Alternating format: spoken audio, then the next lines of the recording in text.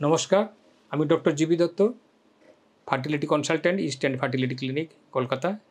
আজকে আমরা খুব কমন টপিক নিয়ে আলোচনা করব, যেটা হচ্ছে আইইউআই বা ইন্ট্রা ইউটেরাইন ইনসেমিনেশন।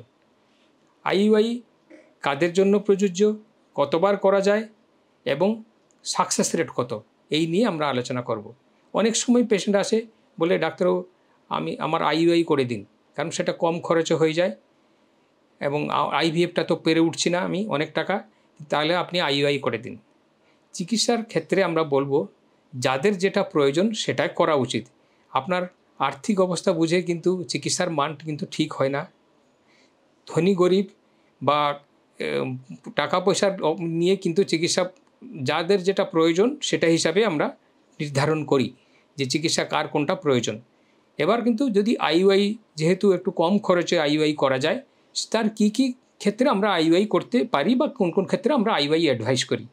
প্রথমত আপনাকে বুঝতে হবে যে দুটো ফ্যালোপিয়ান টিউব আপনার খোলা থাকতে হবে প্রথমত, এবং আপনার রিকুইজাইট নাম্বার অফ এগ থাকতে হবে, তাহলে কিন্তু আপনি আইইউআই করার জন্য এলিজিবল ক্যান্ডিডেট। তা না হলে কিন্তু আইইউআই করা সম্ভব না। সাপোজ আপনার দুটো টিউব ব্লক আছে বা আপনার ওভুলেশনই হচ্ছে না, আপনার এগের কিন্তু শেষ হয়ে গেছে, তাহলে কিন্তু আপনার আইইউআই করা সম্ভব না। মূলত আইইউআই আমরা কিন্তু মেল ফ্যাক্টর জন্য করে থাকি, সেক্ষেত্রে কিন্তু সাকসেস রেটটা বেশ ভালো। যে কারণে বলা যায়, যদি আপনার হাজব্যান্ডের স্পার্ম খুবই খারাপ, তার এজোস্পার্মিয়া বলুন বা সিভিয়ার অলিগোআস্থেনোটেরাটোজোস্পার্মিয়া, যেটাকে সিভিয়ার ওটস বলে, সেক্ষেত্রে আপনি হয়তো ইক্সি করার জন্য সক্ষম নয়, আপনি ডোনার স্পার্ম নিয়ে আপনি করাতে চান, সেটা আপনি করাতে পারেন।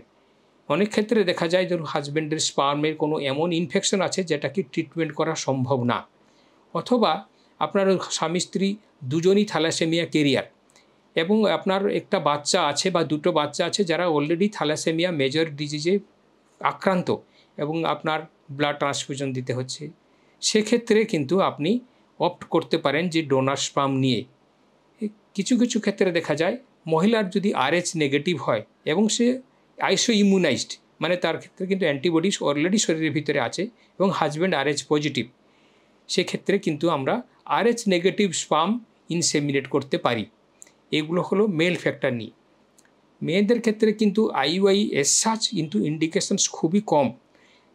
তার যদি কোনো কারণে ওভুলেটরি ডিসফাংশন হয়, ওভুলেশন ঠিকভাবে হচ্ছে না, আমরা একটু স্টিমুলেট করে আইদার ক্লোমিফিন বা লেট্রোজোল বা আমরা অনেক সময় গনাডোট্রোফিন ইনজেকশনস দিয়ে ফলিকুলটাকে সাইজে বাড়িয়ে এবং রাপচার করে দেখতে পারি। কিছু কিছু ক্ষেত্রে দেখা যায় যে সার্ভাইকাল ফ্যাক্টরের জন্য যদি কিছু ইনফার্টিলিটি হয়, তাদের ক্ষেত্রে কিন্তু আইইউআই করলে সাকসেস হয়। অথবা আপনার মেলদের ক্ষেত্রে বলি মডারেট স্পার্ম ফ্যাক্টর মানে একদম খারাপ না, খুব ভালো না, তাদের ক্ষেত্রে স্পার্ম মোটিলিটি একটু কম, আমরা ওয়াশ করে সেই মোটাইল স্পার্মগুলোকে বেছে নিই।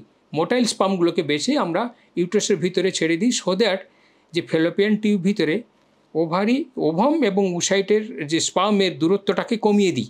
সেক্ষেত্রে কিন্তু আপনার concentration of the motile sperm inside the fallopian টিউবটাকে বাড়িয়ে দিই, সেক্ষেত্রে কিন্তু আপনার আইইউআইতে প্রেগনেন্সি হওয়ার সম্ভাবনাটা বেড়ে যায়। আশা করি আমি আপনাকে আইইউআই সম্বন্ধে বোঝাতে পারলাম। একটা কিন্তু মনে রাখবেন, যদি মহিলার বয়স বেশি হয়, সাধারণত 35-এর নিচে হলে সাকসেস রেট ভালো হয়। সাকসেস রেট যদি আপনি ধরেন, তাহলে আইইউআই ক্ষেত্রে ওভারঅল সাকসেস রেট কিন্তু 15 থেকে 20%, 10 জনের যদি আপনি একদিনে আইইউআই করেন, সেক্ষেত্রে কিন্তু 20% দুজনের দুই কিংবা তিন ম্যাক্সিমাম সাকসেস হতে পারে। এক্ষেত্রে কিন্তু কিউমুলেটিভ প্রেগনেন্সি কিন্তু যদি আপনার একবার হলো না, আপনি দ্বিতীয়বার বা 3বার করলেন, তাতে কিন্তু সাকসেস রেট, যার প্রথমবারে সাকসেস হয়নি, ফেলিয়ার হয়েছে, তার কিন্তু 2বার বা 3 নম্বর বারে কিন্তু সাকসেস হয়ে যাচ্ছে, সেক্ষেত্রে কিন্তু সাকসেস রেটটা বেড়ে যায়। এটাকে কিউমুলেটিভ সাকসেস রেট বলে। এটা কিন্তু আপনাকে বুঝে নিতে হবে। আর বেশি বয়সে কিন্তু আইইউআইয়ের সাকসেস রেট হয় না। এবার কতবার করবেন আইইউআই মেল ফ্যাক্টর যদি থাকে, যদি হাজব্যান্ড এজোস্পার্মিয়া থাকে, সেক্ষেত্রে আমরা অনেক সময় বলি যে আপনি 4বার 5বার 6বার, কেউ কেউ ক্ষেত্রে 12 টাইমসও অ্যাডভাইস করে, কিন্তু ম্যাক্সিমাম সাকসেস রেট কিন্তু দেখা যায় যে 3বারে থার্ড টাইমে কিন্তু বেশিরভাগই সাকসেস হয়ে যায়। আর রিপিটেড যদি আপনি আইইউআই ফেলিয়ার হচ্ছেন, সেক্ষেত্রে আর কিন্তু আপনার আইভিএফ কথাটা কিন্তু মাথায় রাখতে হবে যে না, আর সময় বা অর্থ খরচ না করে আমরা আইভিএফের দিকে আপনি এগোতে পারেন। আশা করি আমি আপনাকে আইইউআই সম্বন্ধে বোঝাতে পারলাম। নমস্কার, ভালো থাকবেন, সুস্থ থাকবেন। এর বাইরে যদি আপনার কিছু জিজ্ঞাসা থাকে আপনি আমাদেরকে জানাতে পারেন, লিখতে পারেন বা মেল করতে পারেন। আমরা অবশ্যই চেষ্টা করব আপনার উত্তর দেওয়ার জন্য। ধন্যবাদ।